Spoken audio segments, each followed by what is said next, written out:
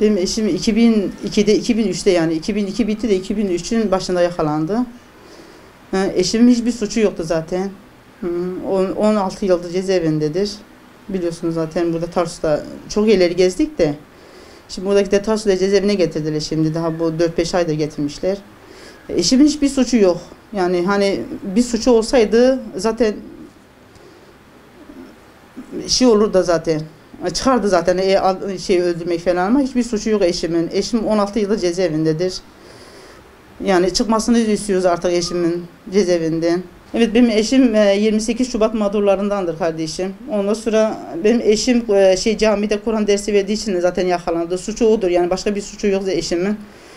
Yani çıkmasını istiyoruz biz de. Artık gelsin yani. Çocuklarımız hepsi küçüktü, büyüdüler. Öyle yani, hiçbir suçu yok yani. Yani çok sıkıntı çektik, çok zorlandık. Yani açlık da gördük. Yani o yollarda perişan olduk zaten. İlk zaten yakalandığı zaman zaten Adana'da yakalandı. Ondan sonra Osmaniye'ye götürüldü. Sonra Maraş Elbistan'a götürüldü. Çocuklarımız küçüktü. Çok zorlandık yollarda.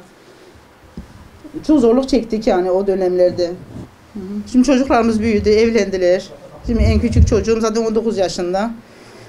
Eşim yakalandığında 3 yaşındaydı. Şimdi 19 yaşında, 18-19 yaşında en küçüğüm. Öyle yani, zorluk çektik yani, çıkmasını istiyoruz. Eşimizin bir suçu yok yani burada. Yani Cumhurbaşkanımıza sesleniyoruz yani, eşimizi çıkarsın artık. Yani 16 yıldır içeride yani, artık da iş yapamıyoruz yani, artık da kaldıramıyoruz.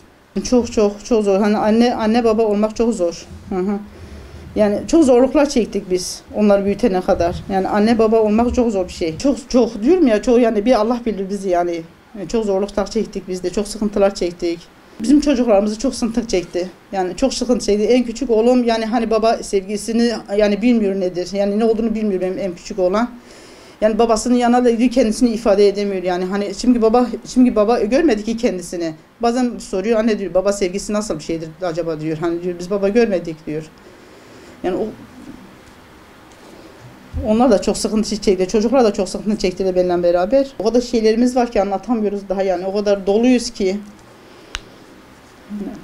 Yani Cumhurbaşkanımıza sesleniyoruz. Eşlerimizi çıkarsın artık yani. Onu istiyoruz. Başka bir şey istemiyoruz yani.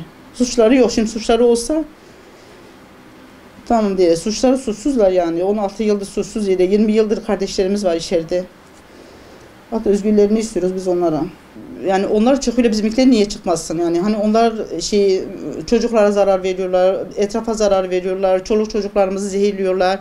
Yani onlara nasıl affeder, bizimkiler niye yok bilmiyoruz ki yani. Bizimkilerin hiçbir suçu yok. Sadece camide Kur'an dersi verdikleri için içerideler. Yani bu bir suç mu? Yani Kur'an dersi vermek bir suç mu? İstiyoruz, biz de istiyoruz. Eşlerimiz çıksın artık, ailelerine kavuşsunlar.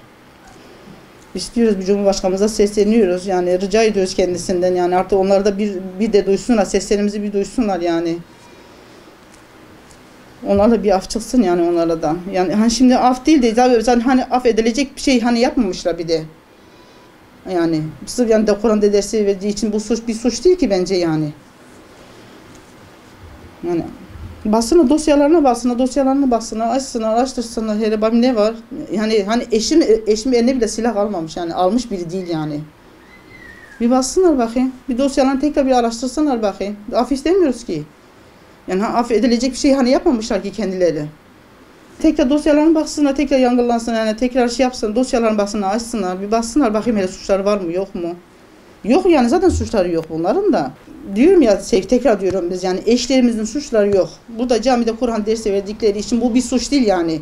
Bir baksınlar dosyanı, tekrar araştırırsan baksınlar, af istemiyoruz ki biz onlardan.